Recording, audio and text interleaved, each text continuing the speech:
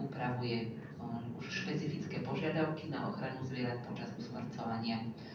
A máme zákon číslo 39 z roku 2007 o veterinárnej starostlivosti, ktorý rieši ochranu zvierat konkrétne v paragrafe 22.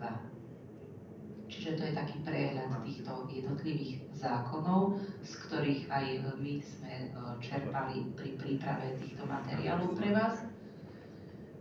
Začneme, alebo teda ja vám predostriem zo pár častí z nariadenia číslo 1 z roku 2005 o ochrane zvierat počas prepravy.